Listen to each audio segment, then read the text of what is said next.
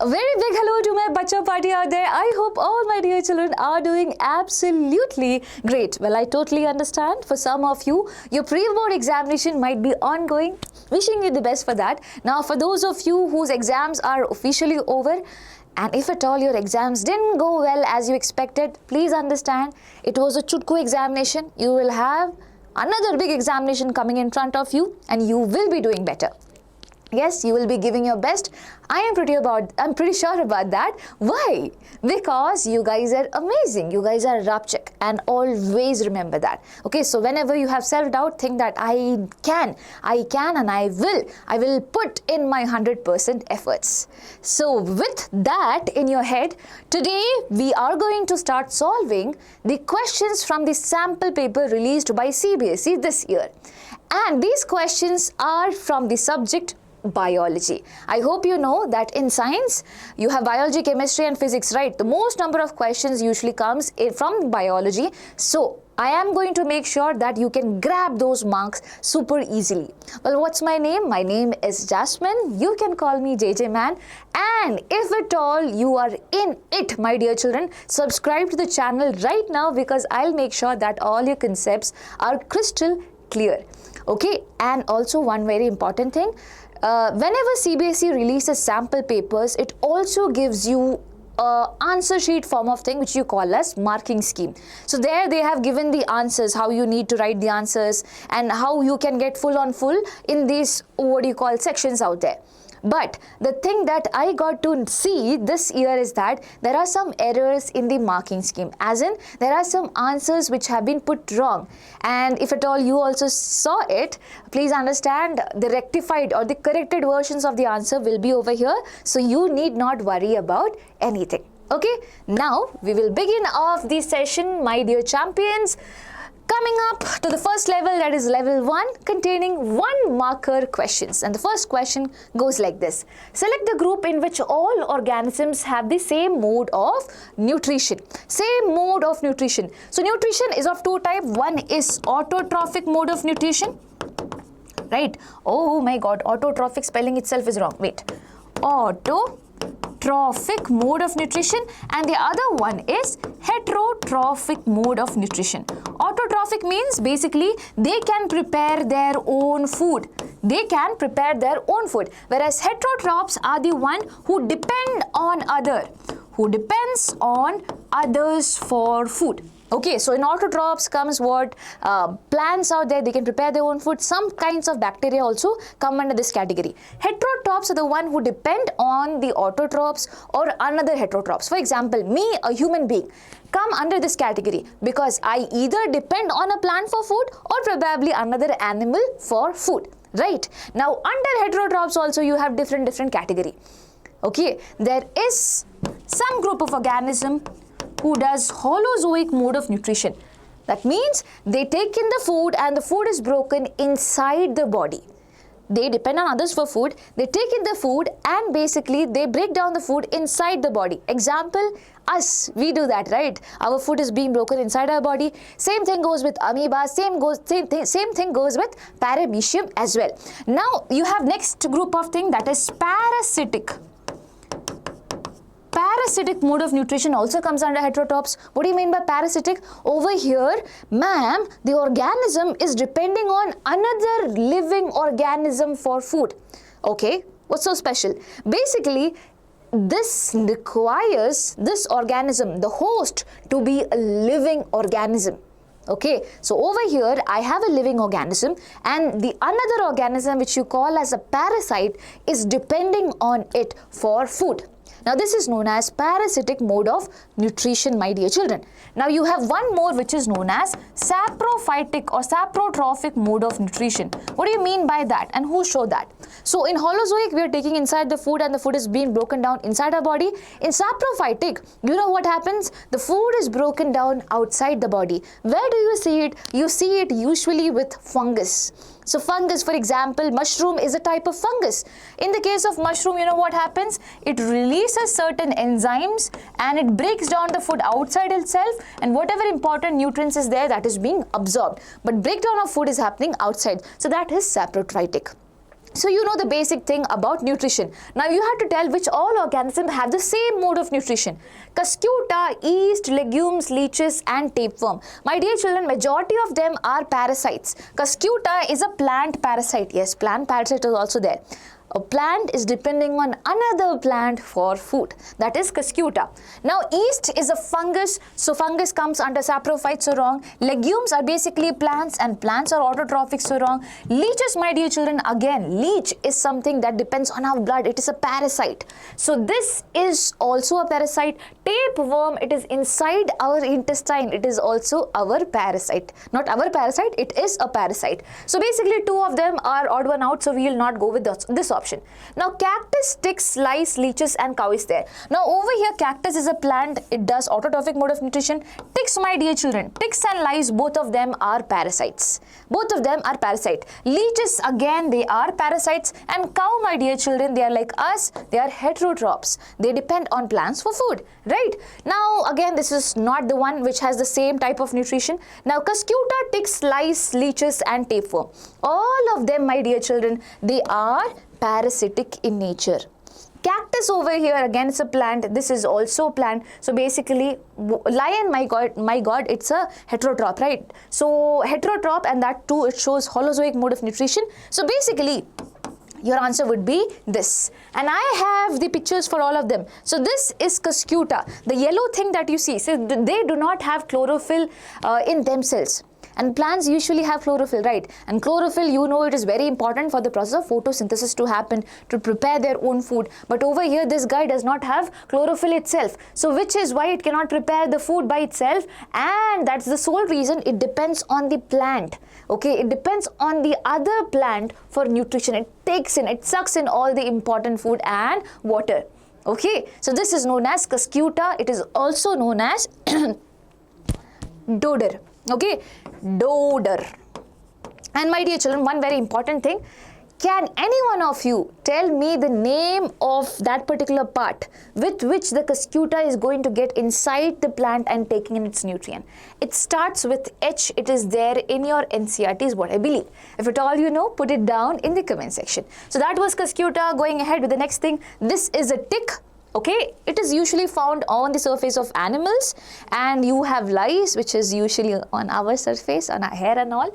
I hope you guys are not having it. And over here you have leech, my dear children, which also sucks our blood. It is usually this small, you cannot even see it, but when it drinks blood, it becomes like this. Okay, and then you have tapeworm, which is inside the body, usually inside the intestine. Okay, they're all parasites. As you can see, all of them look so khatarnak, dangerous, right? So I hope this question is super clear to you. We move ahead with the second question, which says, which of the following options indicates the products formed after the breakdown of glucose in our muscle cells when there is lack of oxygen? Read it again. Which of the following option indicates the products formed after breakdown of glucose? So after glucose is being broken down in our muscle cells where there is lack of oxygen, what do you think are the products is being asked over here? Well, the answer to this question is B, lactic acid plus energy. And for that I would have to explain you certain things. So my dear children, glucose breakdown is not a one-step process. Glucose initially breaks down into pyruvate. Into what? Pyruvate. So glucose contains 6 carbons. Okay, it divides, it forms 2 pyruvate molecule, because pyruvate just has 3 carbons. So it forms 2 pyruvate molecule, and while it forms pyruvate, it also produces some amount of energy. In this process, some amount of energy is also being made. Now suppose this is a cell. This is a cell. Inside the cell, I hope you guys know this plain area that you see, it is known as cytoplasm. Inside that you have the nucleus, and over here you have the other organelles as well. And now my important organelle over here is mitochondria. So usually what happens? Glucose to pyruvate conversion happens here in the cytoplasm. Now the pyruvate needs to break down again to produce a large amount of honey, not honey, Why did I say honey? Large amount of energy.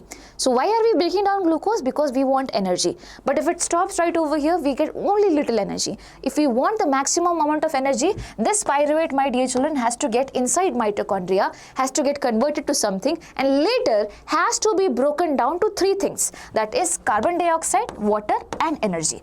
Carbon dioxide, water and energy. This energy which is being produced, that is too much amount of energy. This is what usually happens. But my dear children, in this particular case, you will be requiring oxygen. You will be requiring oxygen. Whenever oxygen is there, then only this can happen. Fine. Now suppose in the body there is lack of oxygen. For example, I have went on a marathon and I have ran so far, I am now tired, I am not even breathing, I am gasping for breath. At this particular point of time, my muscle cells which are there, they face a lack of oxygen situation out there. Now if oxygen is not there, can it undergo this process? No. Which is why in the cytoplasm itself, the pyruvate decides to form something else which you call as lactic acid. Here also energy is being produced but very less.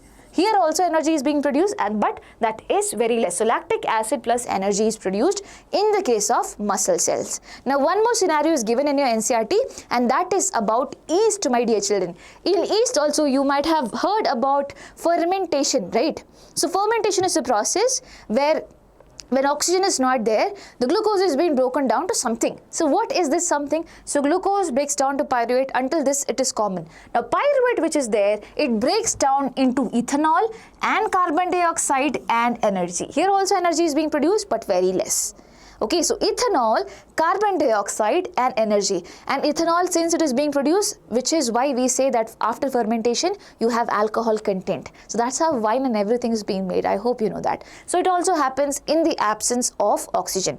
Only thing that happens in the presence is this, and that you get highest amount of energy, and also you have other things, byproducts such as carbon dioxide and water. Okay, now over here the question is, in our muscle cell, whenever there is lack of oxygen, what is being produced? So we know it is what? Lactic acid plus energy. And this lactic acid, when it gets accumulated, that's when you get sprains. Okay, that's when you get sprain. I hope you got it. So when you get sprain, please make sure you sit down, breathe for a while, slowly things will be fine. Okay, hopefully. Now question number 3. Before I go ahead with question number 3, very important information. My dear children, if at all you want the PDF for all these things, make sure you are joining our WhatsApp channel. The link will be given in the description section, and make sure you are subscribing to the channel as well. Okay, so which of the following is a correct combination of function and part of the brain? Function and the part of the brain, it should match. Okay, so posture and balance, cerebrum. Posture and balance, it is cerebrum? No. Posture and balance is done by cerebellum. Cerebellum. Always remember, cerebellum has 2 L which looks like this. Posture. It's for posture, it's straight. So posture and balance is by cerebellum. Now people who drink, okay, they drink alcohol and you might have seen they move like this. Why? Because their cerebellum is the one which is affected.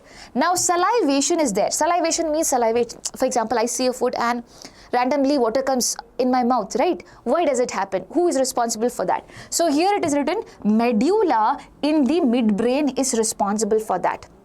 Well, until here it was correct. It is done by medulla, but medulla is not in the midbrain. Medulla is a part of the hindbrain. So basically this answer goes wrong again. Now hunger, pons in the hindbrain.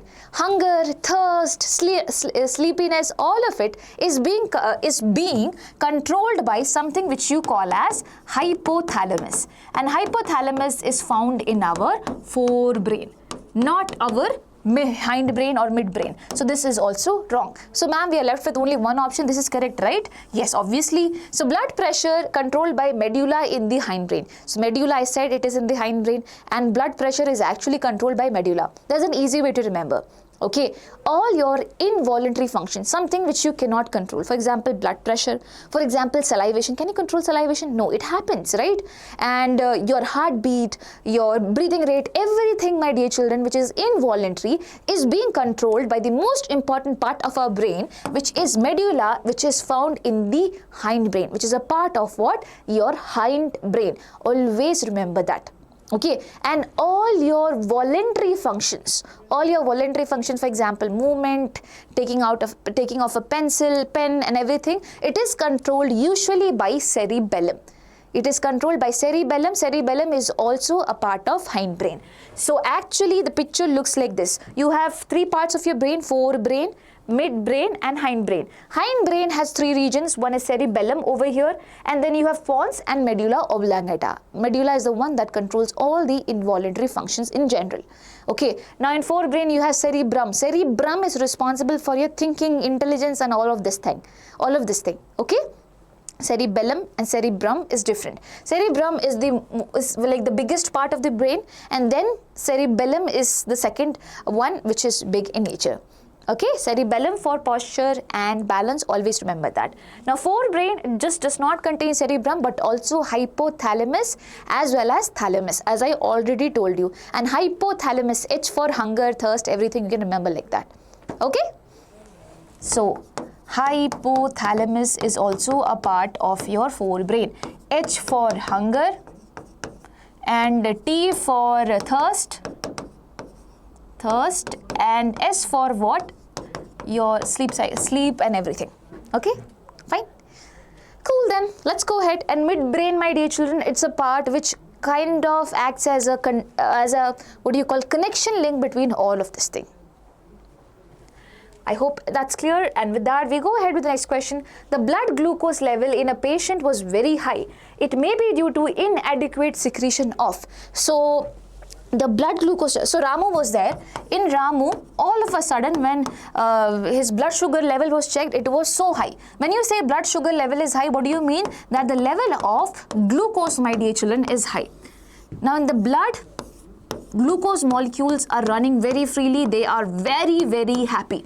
Now who is there to control this happiness? Who is there in our body to control this happiness? It is none other than the pancreas. So pancreas, which is a part of our body, my dear children, it produces insulin, which is a hormone. And you know what does insulin do? Insulin basically captures all this happy glucose molecules and converts it into something which is known as glycogen. So glucose molecules are taken up and converted to glycogen and stored in the liver. And let's say that you are not supposed to come out until and unless it is needed. So whenever we feel less in energy at that particular point of time, this glycogen is now broken down later on. That is not controlled by insulin. Okay, that is controlled by some other hormone known as glucagon. Glucagon basically says that glycogen is gone. It is now converted back into what? Glucose. So these two hormones are being secreted by pancreas. But as of now, the question is that the level of sugar is high. That means blood glucose is high. Now it is because insulin is not working properly, right? Insulin is not capturing this and converting into glycogen. So that is the question. So why is it? It is because inadequate secretion of insulin from the pancreas. So your answer for this question is this. And my dear children, say thanks to this guy, that is pancreas. Cool. Let's go ahead. Question number 5.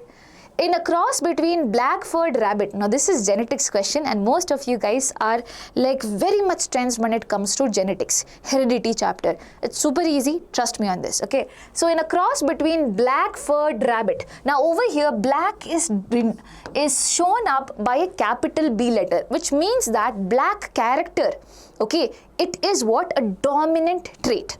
And white-furred rabbit is also there, which is denoted by small b. Now all offsprings of this black and white-furred were having black fur. So a black fur rabbit and a white fur rabbit were crossed, and all of them were having black fur. So my dear children, information is given. This is for black and this is for white. Now you are saying all of them are black in color, Now over here you are being asked, what is the genotype of these parents? What are these parents? What is the genetic makeup of this parent? So my dear children, if all of them need to have this capital B, if all of them necessarily need to have a capital B, then over here the parent's genotype should be like this. Because from one parent you should always get capital B.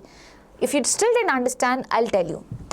So over here we need black fur. That means we need one dominant allele over here. So this and this crosses, I get capital B small b. This and this I get capital B small b. This and this capital B small b. This and this capital B small b. Only in this condition all of them will be black. Why? Because the capital B is there to overshadow the effect of small b, and all of them will show black color.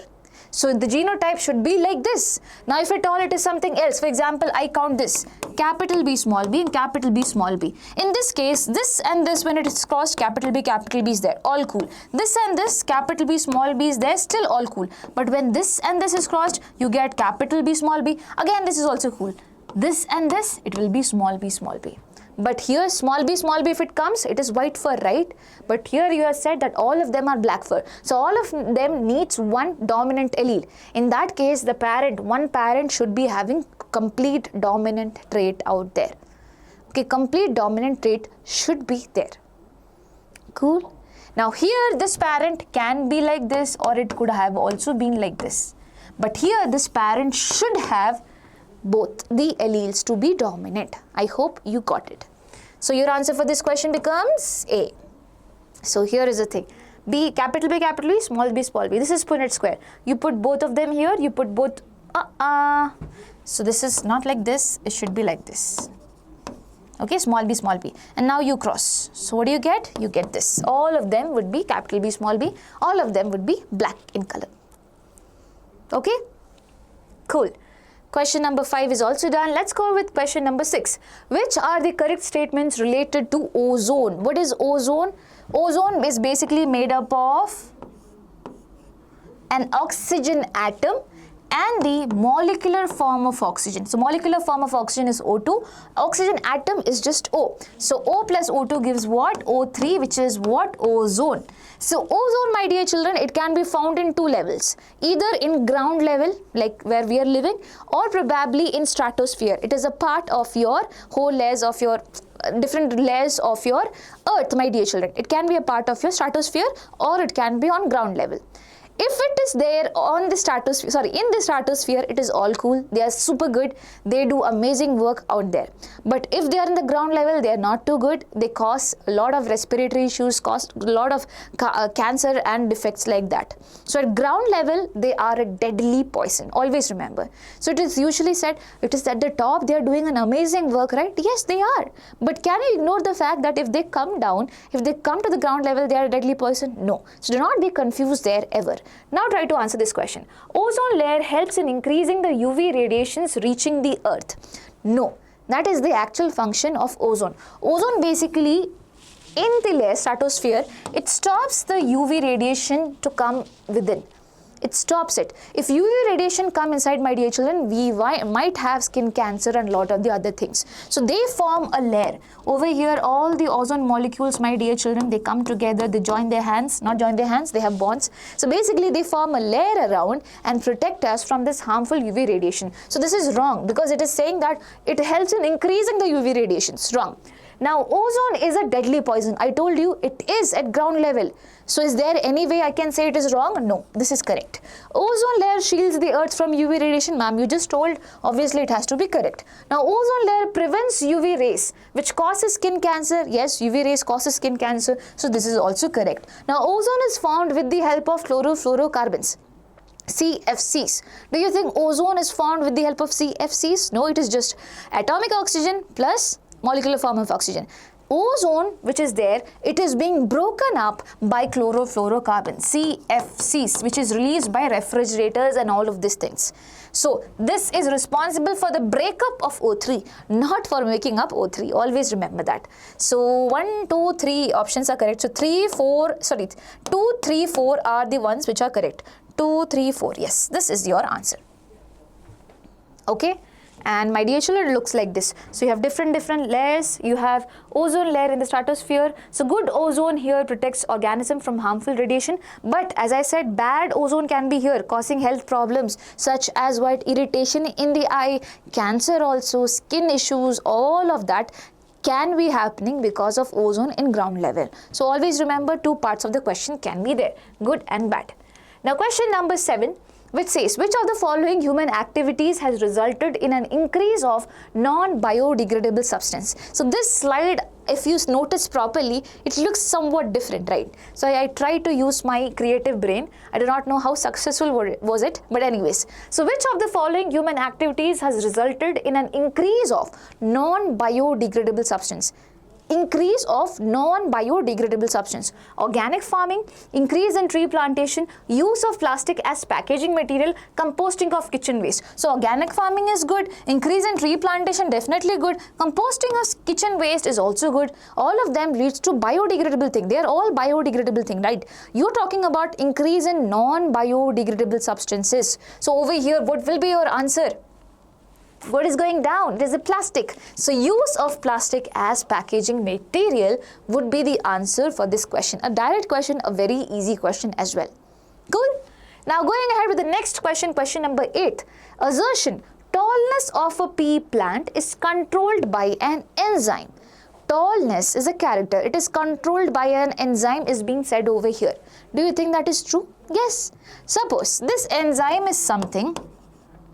This enzyme, you know, it is responsible for making the reactions really fast, right? So this enzyme is something that converts A to B, and probably this B thing which is there could help the plant grow in height.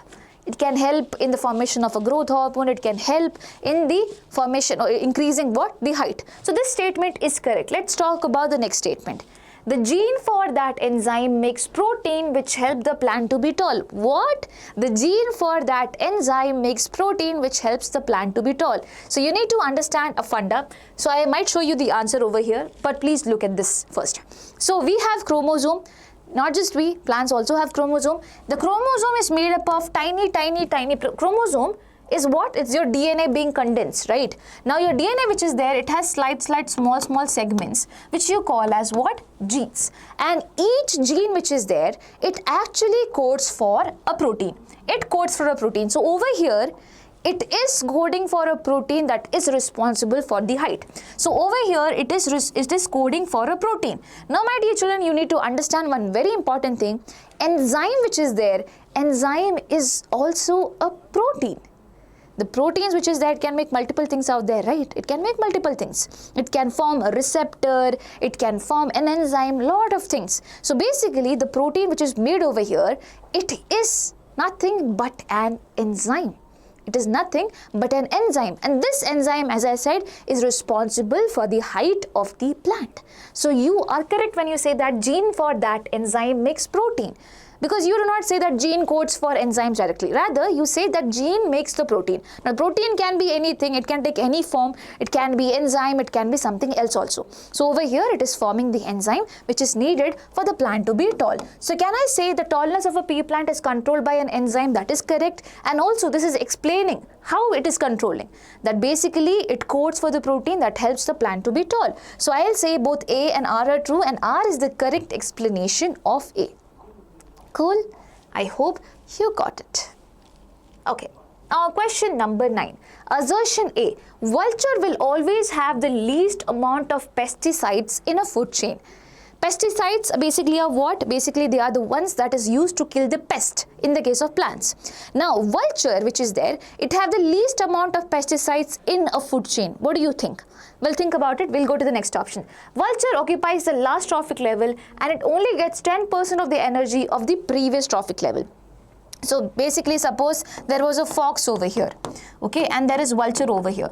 So only 10% of energy will be going to the vulture, rest of the energy will be used up by the fox, right? We have studied 10% law, only 10% will be going up. So this is correct. Vulture actually occupies the last trophic level and it gets only 10% of energy of the previous trophic level. So I'll say reason is correct, but assertion is under question.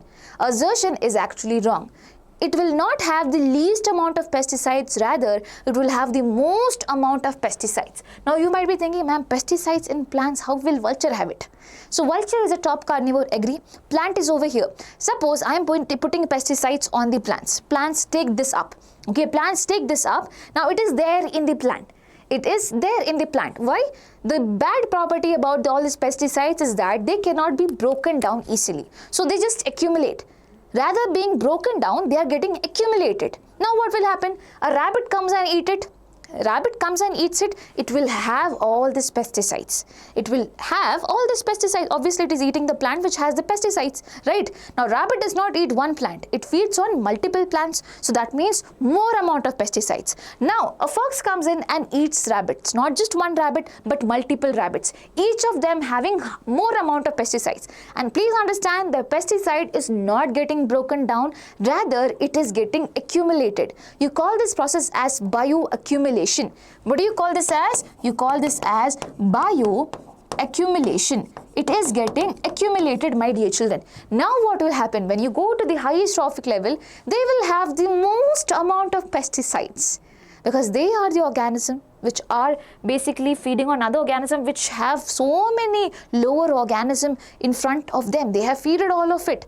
Right, my dear children. So they will have the highest amount of pesticides, and this is known as biomagnification. Magnification. When you magnify, you can see it more, right? Similarly, over here, the pesticide is being accumulated in the most amount in the topmost carnivore out there, and this process is known as biomagnification. Always remember, biomagnification happens because of what? Bioaccumulation. Something is getting accumulated, which is why it is being passed on and increase in the highest amount at the top. Okay, so assertion which was there, vulture will always have the least amount of pesticides in a food chain, is wrong. A is false, but R is what? True.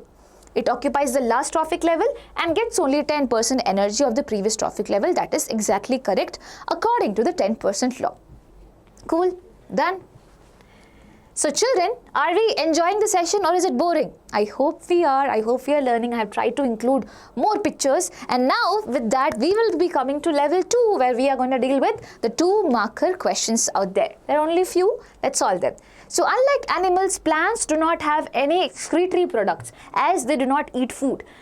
Comment upon the statement with justification. So unlike animals, animals you might have seen that they have their process of excretion in the form of urine. Right, we urinate, and that is our mode of excretion out there. Now in the case of plants, have you seen them urinating? Obviously no. And do you think they do not excrete at all? If you think so, well, it is wrong, because they do. They also release the unwanted thing. Now for them, the unwanted thing varies. For example, they do photosynthesis, and in photosynthesis what do you need? You need carbon dioxide plus water and everything, and it converts into glucose plus what? Oxygen and everything out there. So this oxygen which is being released, suppose this oxygen is not needed too much by the plant. Plant has enough oxygen for the next process, that is respiration. Okay, suppose plant has enough oxygen for the process of respiration. Now whatever is left behind is not needed, and it has to release it, right? It is a waste for it, and it has to release it. So how does it do that? With the help of the stomata, the pores which are there on the leaves, right? So through the help of that, basically plants would be excreting out the oxygen. It will be excreting out the oxygen. That is one thing. Now the next thing, suppose plant does not want too much amount of water. There is too much water in the plant's body, and now it wants to release some of it. Again, how is it happening? With the help of transpiration process. You have heard of transpiration, right? With the help of the process of transpiration, water is being lost. Water is being lost through the stomata. So again, this is a mode of what? Excretion out there. Transpiration usually happens when the sun is really bright. That causes the water to be evaporated, and this process is known as transpiration, where water is lost through evaporation when sun is bright. Okay, now there is one more technique, and that is release of gums and raisins. So gums and raisins, you might have seen on the surface of plant that there is some gums and raisins. This is again an excretory product. They do not want it, and they can be using it for defense and all of this thing also, but it is an excretory product. Always remember that. And most of their products are stored inside a vacuole. We know that inside all of a house you might have a little storehouse, right, to store all the things out there. Similarly over here, there in the plants also, 90% of the plant's entire cell is, the space is being consumed by one big organelle which is known as vacuole. So how do you need to write the answer? According to the mark sheet or the marking scheme which is given to you, you have to write the answers like this. It is completely wrong to say that plants do not produce any excretory products. However, plants use completely different strategies for excretion than those of animals. And it goes like this. You just have to write any two because it's a 2-marker question. So oxygen, a photosynthetic waste, is removed through stomata. That is one thing. Excess water, okay, not plain water, excess amount of water, if it is there, it is removed by transpiration through stomata. Other metabolic waste are either stored in the dead cells, raisins and gums, or are removed through falling of old leaf. Yes, that is also there. The leaf you might have seen, they fall down. The older ones, these older ones have all the unwanted things as well. So you always have to remember these are the 3 ways in which they excrete. Okay, and many waste products are stored in the cellular vacuoles, as I have already told you. I hope this answer is clear. Make sure you write your answers in points. Make sure you're underlining as well. It is going to be super helpful for your marks. A teacher who is tired of checking the answer sheets might look for the things that you have underlined and might give you free goodie buggies out there, give you free marks. Okay, fine. Let's go with the next question. Now, question number 11 has part A and part B. You can attempt either A or B. So A goes like this. How many chambers are there in the heart of the following organisms? How is mixing of oxygenated and deoxygenated blood prevented in their body? So how many chambers are there in fishes and how many chambers are there in human beings? So we all know, I hope you all know that we have how many? We have 4. We and the birds, both of us will be having 4. Fishes on the other hand, my dear children, they just have 2. They just have 2, chambers in their heart. Now, in fishes, how does things work? So please understand, fishes, they just have 2 chambers. One will be atrium and other will be ventricle, right? Atrium and ventricle. Now, over here, suppose this is a fish. Okay, a cute little fish out of here. Now, you have the gills. Now, the gills, my dear children, the cells of the gills are being richly supplied with blood vessels. Okay, so what usually happens is that the fish opens the mouth, takes in water, and in the water you will have oxygen in dissolved form.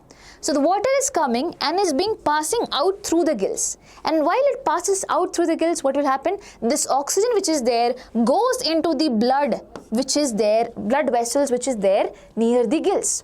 Now the gills which is there or the capillaries which is there in the gills, my dear children, they will have high amount of oxygen in them. Okay, the blood which is there in the capillaries found in the gills, they will have high amount of oxygen in them. I'll call this blood as oxygenated blood. This oxygenated blood is needed by what? The cells of the body. So it goes to the rest of the body, gives oxygen to all of it, my dear children. But the poor heart, when it comes to the heart, from the rest of the body, now the blood is going to come towards the heart. But this is deoxygenated blood.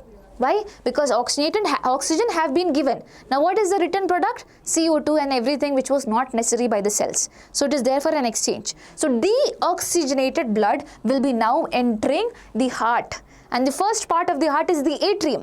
First comes A, then comes B. We always remember that. So deoxygenated blood comes to the atrium, then goes to the ventricle. Now what happens?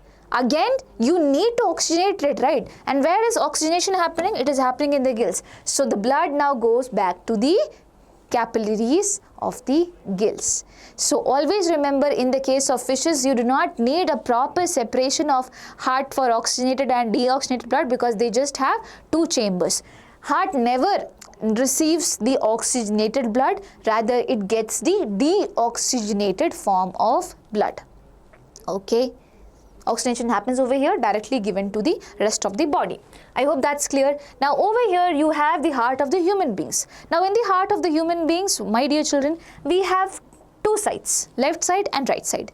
There is left atrium and there is right atrium. Okay, sorry.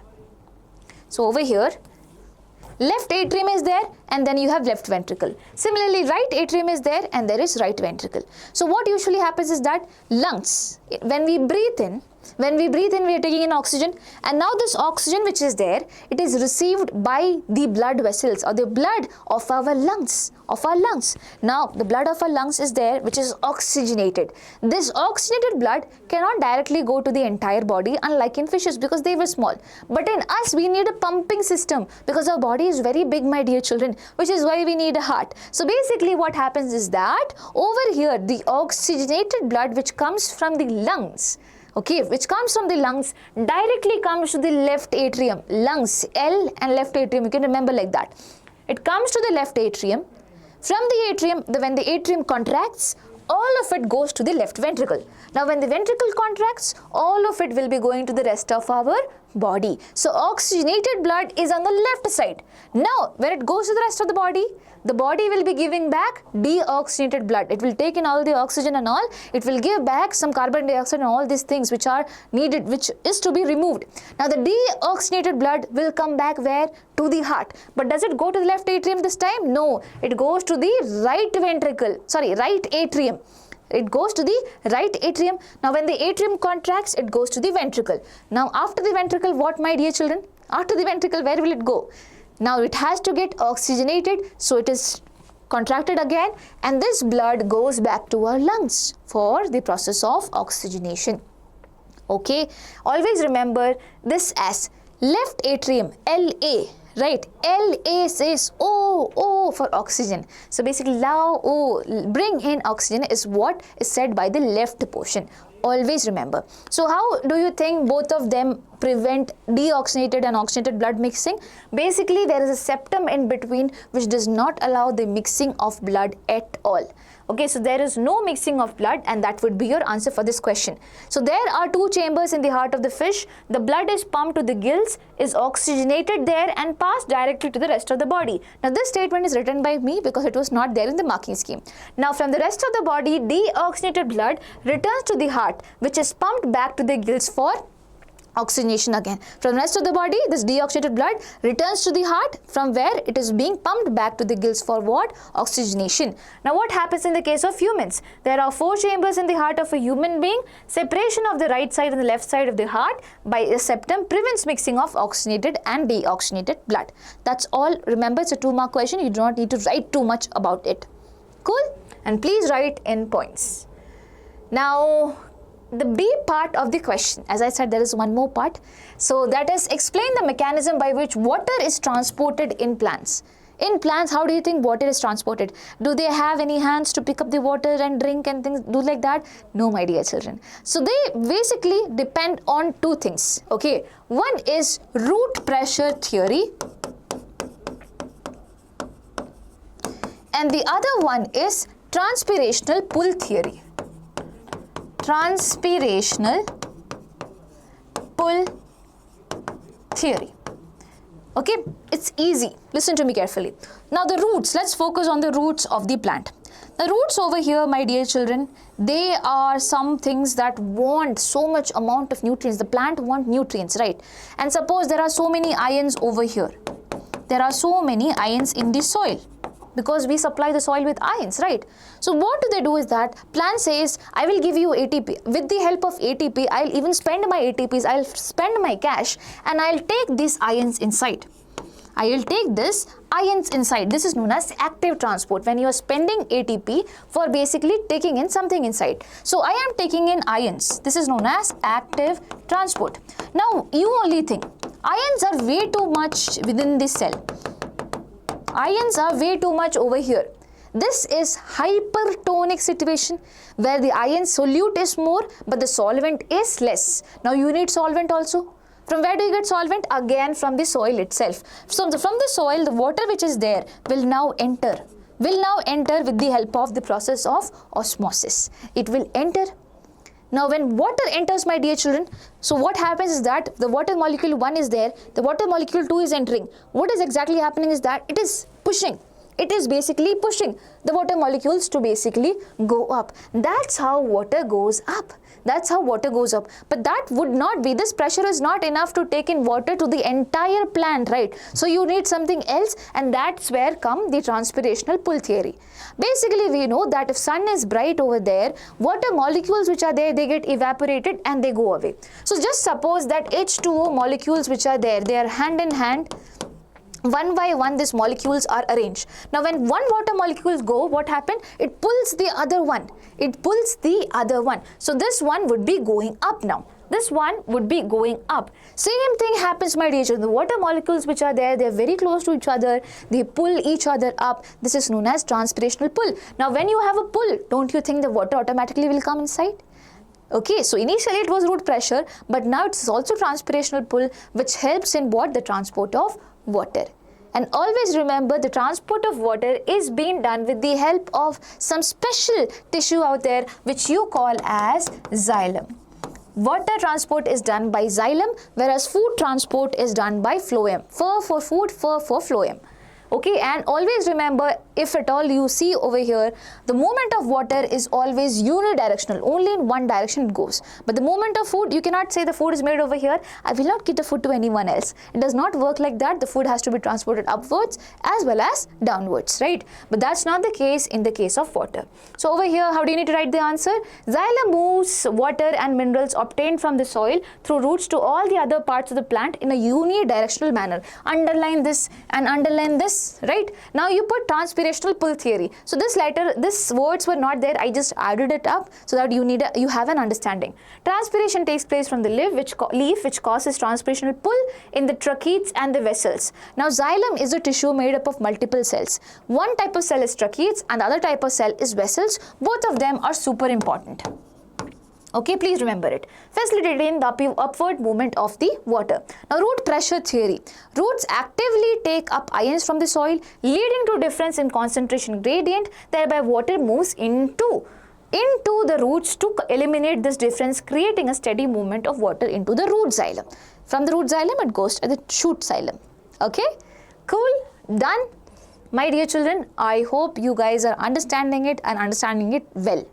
So now next question, about 100 acres of forest land was declared as Natural Reserve Park. The following organisms were predominant in the Natural Reserve Park: rabbit, frog, grass, fish, fox, water, insects, zebra, peacock, snake, trees, birds, owl, insects, tiger, again insect, vulture, duck, etc. etc. Create a food web comprising 2 separate food chains with different producers by using the above data. So basically you have to make 2 separate food chains with different producers. Producers are the ones that basically produces the food. So it has to be a plant. So my dear children, in plants case, I have a grass over here and basically I also have trees over here. So I can make a tree food chain and a grassland food chain. So tree food chain, my dear children, if I start off with tree. Okay, tree, what do I have? Suppose there are some insects which are feeding. Okay, and the insects, my dear children, are being insects which are there. Insects which are there, they are being eaten by a peacock. But this is a tree. I cannot put peacock there. So I have to put something else there. So what will I put? Okay, birds. What am I doing? Okay, there is birds. There is birds that I am putting over here. Let's stop it over here itself and let's try to make the grass. So grass is there. Now in the grass, my dear children, again you need to find something. So let's find something. So again insect. Okay, again insect. And now these insects can be eaten up by what? Rabbit does not eat insect. Again, I can make it like birds. My dear children, this will be a common point, right? And now the birds which are there, they can be eaten by what? Something else also, like tiger. Okay, a tiger can eat the birds. And also over here, my dear children, what can it be? The tiger, and over here it can be eaten by a vulture. So basically 2 different food chains are there. They have a connecting point, and that is what? Birds. So you just have to take a note of that. And over here nothing else is being mentioned. You just have to make the producers to be different. Okay, so that is something that we can do. Now obviously you can think better. Okay, so I am in front of this thing and I am seeing it will be looking so different than you guys. So yes, this is something that you can do. This makes sense. Okay, so similarly you have to make 2 food chains and attach them at a common point, and probably then you can make other organisms there. So this is what a food web along with 2 food chains. Cool. Now next, going ahead. Okay, I've already made it. So level 1 and level 2 is officially finished, and now we have leveled up. We are in level 3 where we have the 3 marker questions. And my dear children who all have reached level 3, put it down in the comment section that ma'am or JJ ma'am, I am in level 3 now. Okay, so I really want to know who all have reached up to that level and who all are actually leveling up the game. So draw and explain how the nerve cells helps in transmission of impulses. So how do you explain that? First of all, you have to draw a nerve cell. And how do you draw that, if at all that question is being asked? So my dear children, I'll just need, okay. So over here, easy way to draw a cell is like this.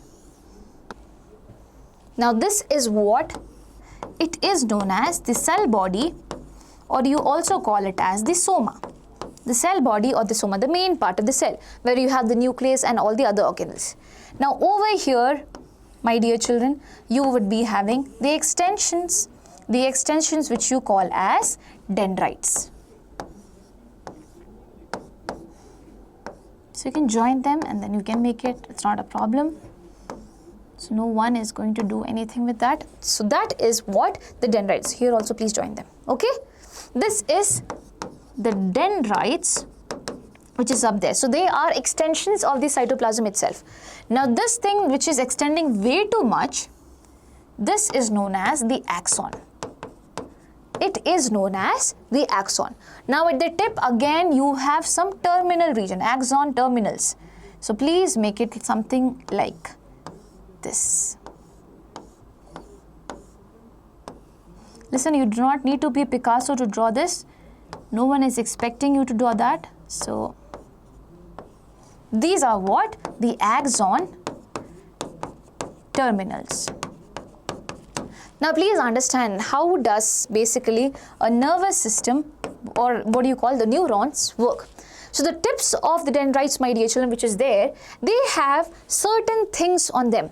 You call these things as receptors. Okay, what do you call them as? You call them as receptors.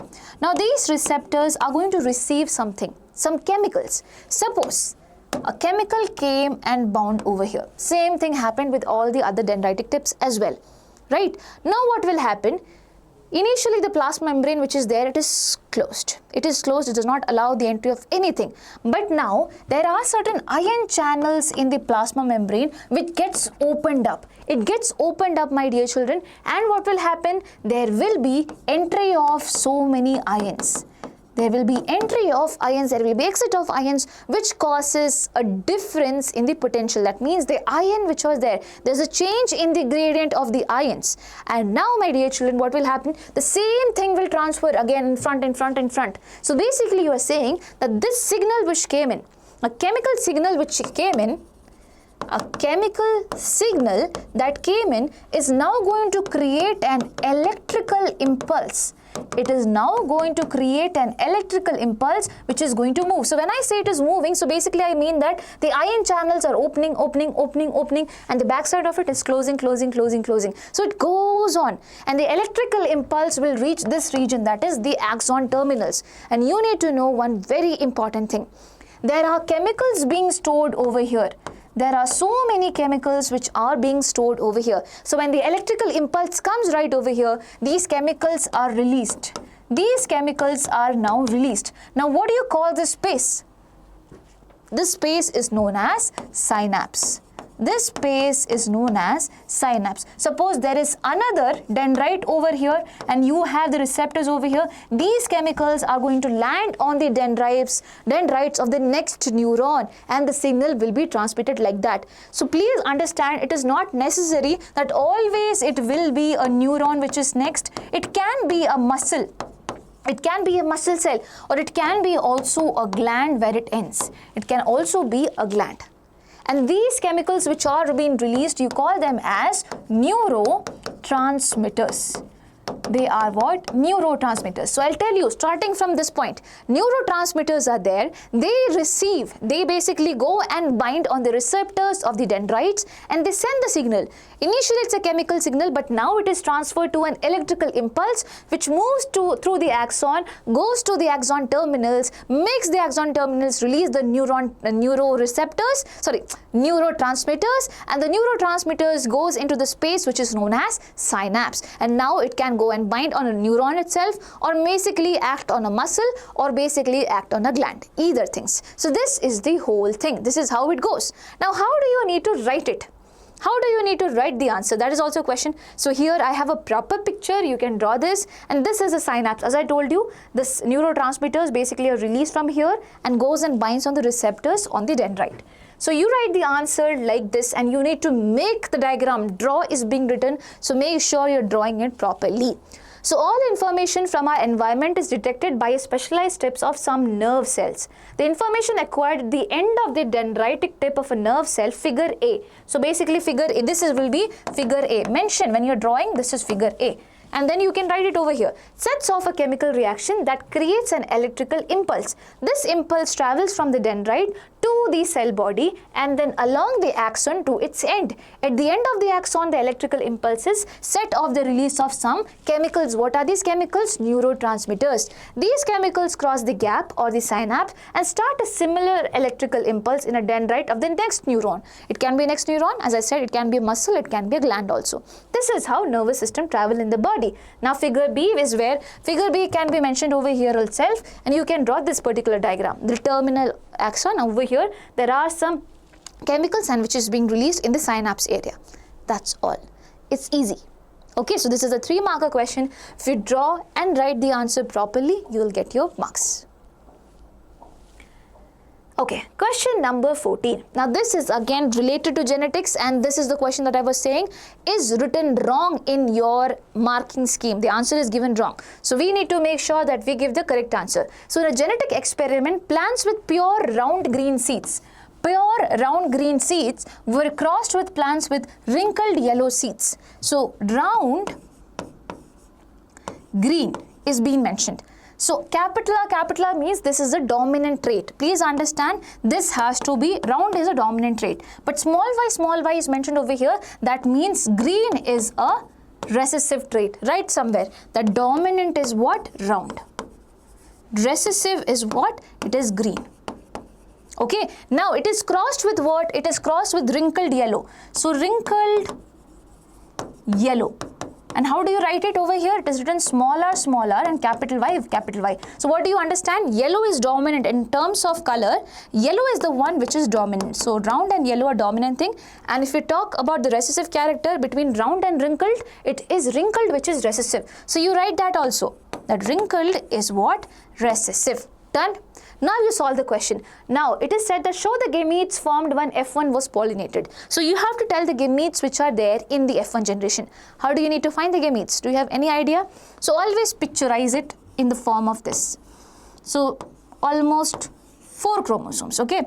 In 2 you write this. Capital R, here also it is capital R, so here also you put capital R. Here it is small y, and here also it is small y. So from this pair of the chromosome, only one is going to go to a gamete, because in gamete only half of the things will be there. So from here it will be capital R which is going to come. From here there is no option, small y only. So basically whatever gametes are going to be formed, there are 4 combinations. This can go with this, this can go with this, this can go with this, this can go with this. Whatever you do, the gamete is going to look like this, capital R, small y, right? Now on the other hand, if at all you talk about this particular plant, my dear children, so here it is small r, and there is capital Y. Now from here only one, so small r. From here also only one, that is capital Y. Whatever you do, it will be the thing. So the gametes which are there, show the gametes formed when F1 was pollinated. It is small r, capital Y, and capital R, small y. These are the gametes. Okay, now you are being asked, a total of 144 seeds are produced which develop into saplings. So the ratio in which traits are independently inherited in this 144 saplings. So basically, they are asking you that basically I have done the pollination, I have done everything, and now I am getting 144 seats. I am getting 144 seats, and I am talking about independent independent inheritance. Okay, I am talking about independent inheritance. So what will be the thing that I can find out? So you have studied that when these things are pollinated, you get a plant, you do selfing again. So when both of them, my dear children, these gametes come together, you get capital R small r and capital Y small y. How? So from here, in this cell, you had the gene for capital R and you also had small y. Here you had what? Small r and you had capital Y. Now when both of them would come together, it will look like this: one capital R, one small r, one capital Y and one small y. So these are the things. Now when you cross them, my dear children, this plant is crossed with another one which is exactly like this, You are going to find plants in a ratio 9:3:3:1.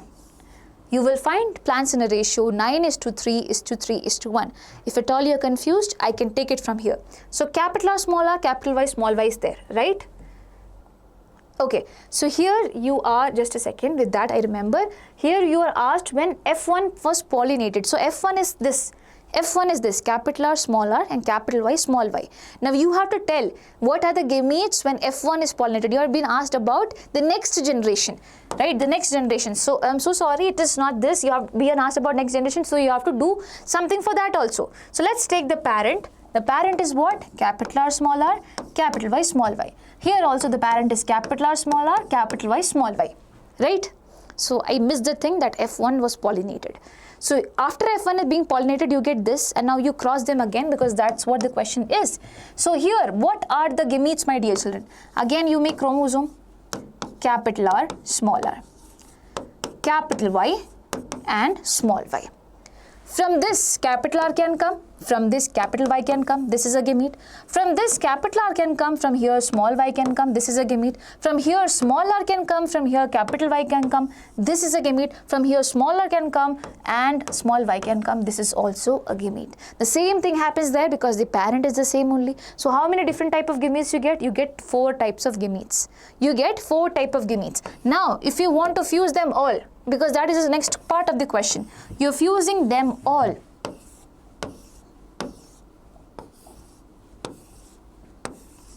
So over here you write the gametes, capital R, capital Y, capital R, small r, capital Y and small r, small y. Same thing you write over here. This is the gametes of another parent. Okay, so capital R, capital Y, capital R, small y, small r, small r, capital Y and small r, small y.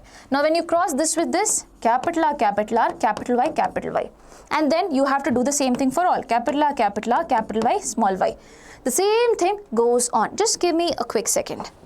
Okay, and the list goes on. So you have to keep on doing the same thing again and again. So basically you need not do that, my dear children. You need to understand one very important thing, that the end ratio will be looking like this: 9:3:3:1, where 9 of them is going to show the dominant character. Remember, what was the dominant character?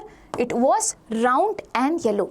It was what? Round and yellow. So over here, 9 of them are going to be round and yellow. Can I remove it? I think I should remove it, otherwise you won't be able to understand it. 9 of them dominant character, which is round and yellow. Now 1 of them are going to show the recessive character. What is it? It is wrinkled and green. So color comes second and the shape comes first. So wrinkled and green, round and yellow. Now 3 are the new characters that you see, which you have not seen in the parents. So round was with yellow, or basically you can say that the other characters which is there, it will be mixed up over here. Okay, and wrinkled which was there, it will be now with what? It will be now with yellow. Here it is with green, right? So here it will be with yellow. So 9:3:3:1. This is going to be the ratio.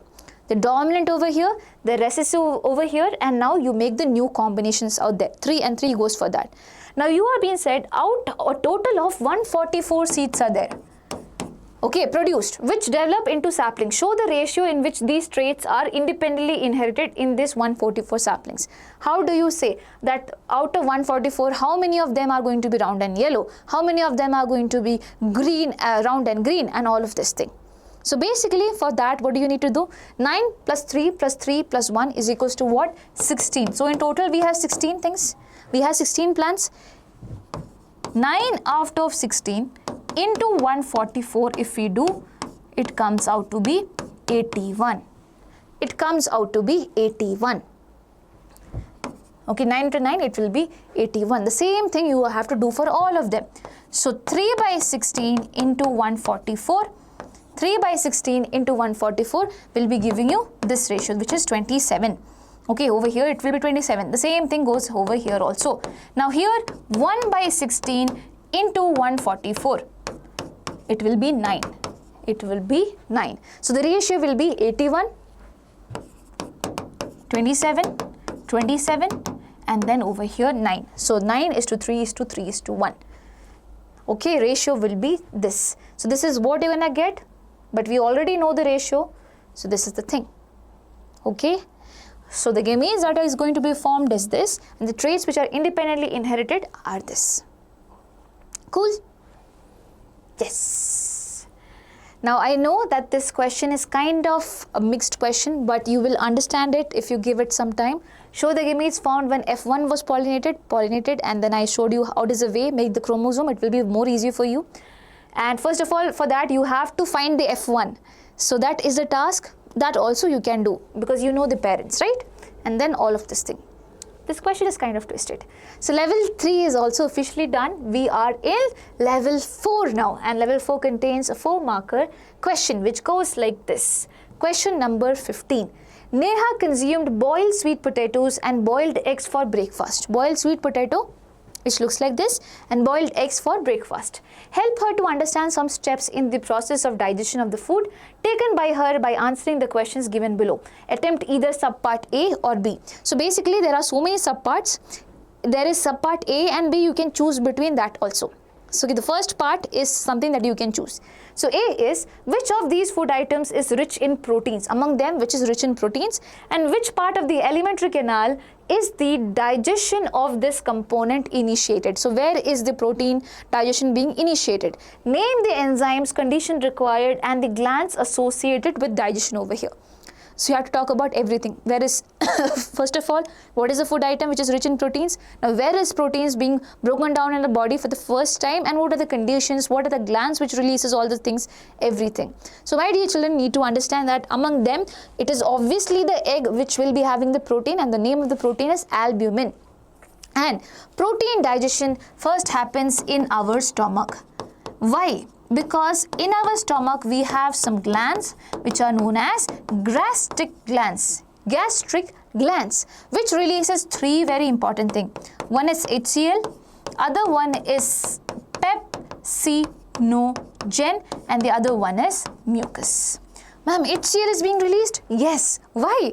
Because this is an enzyme, but this is inactive form of an enzyme, and this has to become active to break down the protein which is gonna come. So to make it active, you need an acidic media which is being provided by HCl. So ma'am, in that case, our stomach will be, it is under problem, right? Because it can be troubled with the help of HCl. So basically, to protect our stomach's coating or the lining, we have mucus. We have mucus which is also being released by gastric glands. So what is the enzyme? My dear children, we have not come across the enzyme until now because you just spoke about the inactive form of it. Inactive form of the enzyme is pepsinogen. The actual enzyme which breaks down the protein is pepsin. Is what? Pepsin. So what are the conditions? It needs an acidic pH and it is coated by the mucus. What are the glands? It is the gastric gland. So how do you frame the answer? You frame the answer like this. Eggs are rich in proteins. The digestion of proteins is initiated in the stomach. Gastric glands present in the wall of the stomach release hydrochloric acid, a protein digesting enzyme called pepsin, and mucus. So does not directly release protein digesting enzyme. Please note that. So this is wrong. In your marking scheme it is given, but it is wrong. It actually releases inactive form of enzyme, inactive pepsinogen. Okay, now the hydrochloric acid creates an acidic medium which facilitates the action of enzyme pepsin and mucus form a coat and protect the stomach lining from the action. So basically hydrochloric acid creates an acidic medium which obviously facilitates pepsin. So pepsin is also being held by the hydrochloric acid, but to make pepsin also you need hydrochloric acid. You should know that. So please write that also over here. So hydrochloric acid is needed for creating an acidic environment which helps in the conversion of inactive pepsinogen to active pepsin and also for the working of pepsin. And the mucus basically forms the coat. So over here I have the picture which will help you remember things. So pepsinogen, which is a zymogen, an inactive enzyme, my dear children, it will need the help of HCl to just provide an acidic medium to convert into pepsin. Now the active enzyme. Now the pepsin is going to break down the proteins into partially digested forms of protein in our stomach. After that, the proteins are broken down with the help of the pancreatic enzymes. But the first step is in the stomach itself. Now, you have B part of the question as well. Which of these food items contains fat and how is it digested? Now fat is there in what? Fat is there in the case of, fat is where do you find fat? Fat, my dear children, you will find it in the egg, yes, you will find it in the egg only. In the egg you see the yolk out there, egg yolk, it has enough amount of fat. Now for fat, how do you think it is digested? It is not digested in our stomach, my dear children. So pancreas are the one that is going to act on fats. Okay, the enzymes of the pancreas are the one that is going to act on the fat. Now again, for the enzymes of the pancreas to act, there are two things. First, there should be an alkaline medium. There should be an alkaline medium. So acidic was there from the stomach. Now the food is going to the small intestine, and while it goes, all of this is happening. Okay, so acidic food is coming, you have to make it alkaline. That is one big task. And also, my dear children, these fat molecules which are going to come, they are going to be big. We have to break them down into small things such that the enzyme can act easily. So first of all, you need the help of liver.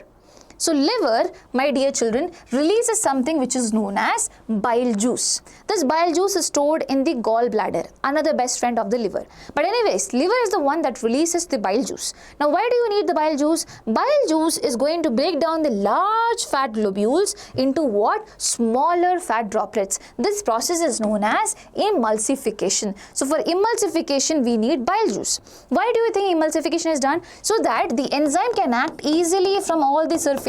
You get more surface area for the pancreatic enzyme to act. What is the name of that enzyme, ma'am? The name of that enzyme is lipase. Lipase, my dear children. So pancreatic enzyme lipase can easily act. And not just that, bile juice makes the food alkaline. Bile juice makes the food alkaline. So egg contains fat, and the bile juice from the liver breaks down the large fat globules into smaller ones for increasing the efficiency of the enzymes and making the medium alkaline. Now emulsified fats are digested by lipase secreted by pancreas. So you call this as pancreatic lipase. Okay, you call this as pancreatic lipase. We are almost going to end it. Do not be worried. Okay, so it is known as pancreatic lipase and it acts on the lipid. Lipase. Lipid is what? A form of fat. So basically for fat it is there. Now C option, C part which is there. Which of these food items is rich in starch and how is the digestion initiated? Starch, my dear children. Egg or sweet potato? Obviously sweet potato because it stores starch out there, right? So starch, where do you think its breakdown is initiated? Starch is what, my dear children? A form of sugar. It's carbohydrate, and carbohydrate breakdown starts from our mouth because in our mouth we have salivary glands, right? Gland is there, salivary gland, and salivary gland releases saliva, and saliva, my dear children, has a very important enzyme which you call as salivary amylase. Salivary amylase. So pepsin, lipase, and now salivary amylase. So pepsin was acting on proteins, lipase was acting on lipids, that is fats, and now amylase is going to act on carbohydrate. It breaks down starch into the smaller form which is known as maltose. This again has to be broken down later on, but it happens later on. At least the initial part is being done by the salivary amylase, which is found in our saliva. The saliva is released by salivary gland. So sweet potatoes are rich in starch. The saliva secreted by the salivary glands present in the buccal cavity. Buccal cavity means this cavity or mouth cavity, okay, contains an enzyme called salivary amylase that breaks down the starch, which is a complex molecule, to give sugar. You do not need to write give sugar, to simpler form of sugar. Starch is also sugar, but it is polysaccharide. It is made up of multiple sugar. Now you're breaking them down to simple form of sugar, which is maltose. Okay? Not exactly simple, but yes. This is also complex in terms that maltose is made up of two different type of carbohydrates. It's not one carbohydrate, okay? But yes. Now one more is there, D part. The figure given below represents parts of the human alimentary canal. Which of these parts will have the maximum amount of food digested as the process of digestion is completed? Which part do you think will have the maximum amount of digested food? So first of all, maximum amount of digestion happens in the small intestine. It happens in the small intestine. Always remember that. It's where the last step of digestion occurs. Maximum absorption of nutrients also happens in the small intestine. So your answer for this question would be O. O is what do you call shown as the small intestine. Small intestine O will have the maximum amount of digested food as the process of digestion is completed in the small intestine. Done? Done. Now, there is a question for visually impaired students as well, which I think should be discussed. So, how will the digested food be taken up by the alimentary canal? How do you think that our body takes up the digested food, the nutrients of the digested food? So, my dear children, always remember the inner lining of the intestine. If you go inside the intestine, there is something like this. There are folds. There are folds present. Now, what if I tell you in this folds also you have multiple folded structures like this?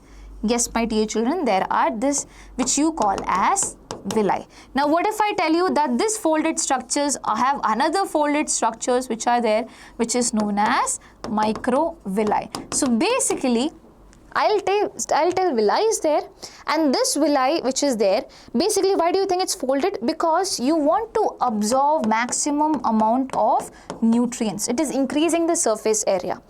And what is exactly happening over here? The villi which is there, it is richly supplied with blood vessels. It is richly supplied with blood vessels. So basically, while absorption is happening, the absorbed nutrients are reaching my blood vessels, and through my blood vessels, it is being transferred. And not just blood vessels, there are lymphatic vessels also there.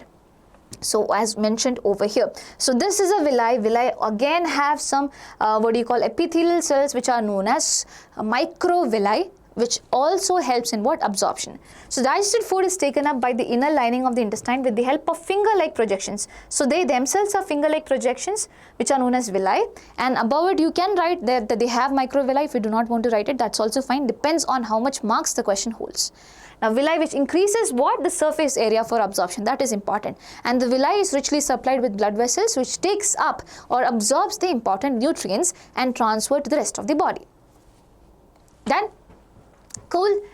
So basically we have completed level 4 also, and now we are heading towards the last level, which is level 5. Now children who have reached until level 5, kudos to all of you, and put it down in the comment section that I have reached, ma'am. I'll be really proud to see all of it. So question number 16 again has 2 parts. Let's do it. Attempt either option A or B. A is Punit wanted to grow banana plants. Okay. Based on your knowledge on plant production, should he opt for seeds or any other alternate method of reproduction? What do you think? Justify your answer. So banana, does it have seeds? Have you seen seeds? No. Banana has lost the capacity to produce viable seeds. It has seeds, but they are not viable. You cannot put them, they cannot be grown. What else can be done? So apart from sexual reproduction, we have asexual mode of reproduction in plants, which you call as vegetative propagation. Vegetative propagation means you are making a new plant with the help of something apart from the flower and everything else that is involved in sexual reproduction. For example, I make a new plant with the help of the stem or with the help of a root or something else. So in the case of banana, my dear children, there is underground stem also. Okay, underground, within the soil also they have stem. like structures which you call as rhizomes. These rhizomes will be having buds and everything which can give rise to a whole new plant. So we just have to take the rhizomes and plant it elsewhere, and that's how we can do vegetative mode of reproduction, or which is known as vegetative propagation. You cannot rely on seeds in the case of banana. So what is your answer for this question? We need vegetative propagation. Puneet should not choose seeds as banana plants have lost the capacity to produce seeds. He should go for vegetative propagation of banana. In your mark sheet it is written as, marking scheme it is written as by cutting. No, it's not by stem cutting, rather you have to use rhizome. Okay. Now, offsprings of a banana plants usually show very little variation. What causes variation, and are variations good or bad? First of all, why do you think variations are less? Because they are undergoing asexual mode of reproduction. One plant is there. Okay, the same genetic thing is going to the next future plant out there. So, do you think variations will be there? No. For variations to happen, either there should be sexual reproduction, two plants should be coming together, right? They should be mixing up the genetic material. That's how things happen. New variations would be coming along. Otherwise, there should be some errors while DNA copying. So when one cell divides into two, the DNA has to be copied and to be sent, right? So while there are some errors in the DNA copying, that's also how you get variations out there. Now the question is, it is good or bad? It is both good and bad.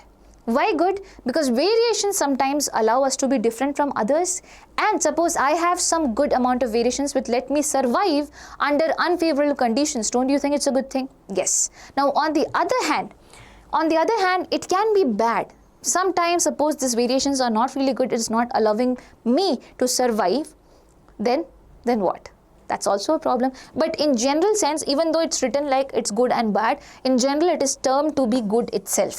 Variation is good as it can help a population tide over unfavorable conditions. Suppose I have the variation, you do not have, so I will survive, and this is how the species continues, right? Now, it is bad as parents, desirable characters are lost. Sometimes variants are not able to survive in the new conditions because the parents, the good characters were there. Now, because of some variation, you have lost it, and which is why the new plants are not able to survive. So, you should know why is it good and why is it bad, and you can vote the answer later on. That I consider it to be good because most often it has good effects. That's why evolution has happened, because of variation. So if you need, you can write it like that also. But you need to justify both of these options. Okay. Now, B question is there, B part is there. Annie was conducting research on the number of fruits produced by watermelon under different conditions. Okay. She grew 25 watermelons. She grew what? 25 watermelon plants, each in both glass house A and B. So in a glass house A and B, she planted watermelon. What difference will she difference she will observe in the number of fruits produced in two glass houses? So wait. She introduced pollinators in glass house A. So in this, she introduced pollinators, as in some insects also. Now, what differences will you observe over here and here? And explain with reason. In the number of fruits, what difference will be there here and here? So my dear children, if at all you do not know, watermelon which is there, it has unisexual flowers, just like papaya. Just like papaya, it also has unisexual flowers. That means in one plant, in one flower, there will be either this female or it can be either this. In one plant is going to be male, another plant is going to be female.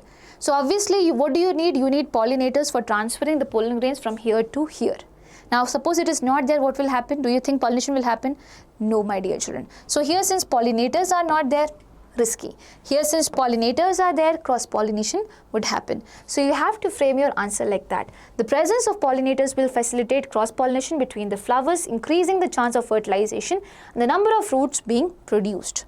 Okay, so which is why what will happen in the case of A, it will be more. So I didn't read the first one. Watermelon has unisexual flowers, the male and the female flowers are separate, and then this. Without pollinators, the probability of pollen falling on the stigma reduces in a unisexual flower, especially if they are far apart. Thus, the number of fruits produced will be less in what?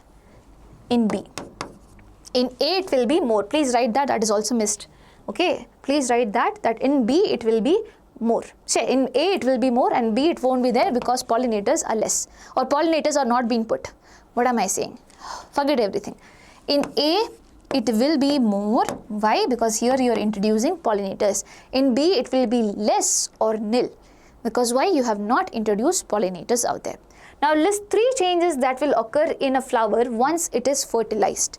So once a flower is fertilized, what are the changes that you observe? So usually it looks like this.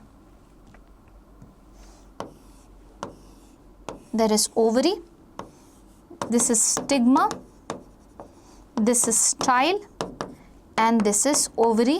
Inside the ovary you have the ovule where you have the female gamete. Now suppose the female and the male gamete has fused. What are the changes that is going to happen is being asked over here. Once it is getting fertilized, not pollinated, once it's getting fertilized means fusion has taken place. The ovary which is there, my dears, first of all I'll talk about the ovule. So ovule which is there, it will turn out to be a seed now. Ovule turns out to be a seed. Then what happens outside? Where do you find seed? Inside the fruit. So ovary turns out to be a fruit now. And whatever extra parts were there, for example, petals, sepals, everything, it will all fall down and it will properly form a fruit. So ovule develops a tough coat and becomes seed. Ovary grows and ripens to form a fruit, and petal, sepal, stamen, style, everything will shrivel and fall off. And with that, we have successfully completed all the questions of our sample question paper. I hope you have learned beyond the questions. I hope you have learned extra concepts also along with us. So if at all you think this session was nice, what was the first thing that you need to do? Let me know in the comment section. Share it with your friends. My dear children, we are going to bring up so very important things out there. Stay tuned. There will be live sessions which will be conducted for you, and you can let us know what is the time where you are free. When do you want us to conduct lives in the comment section? Okay? Wishing you all the best. Please take care of yourself, and that's all. Bye-bye.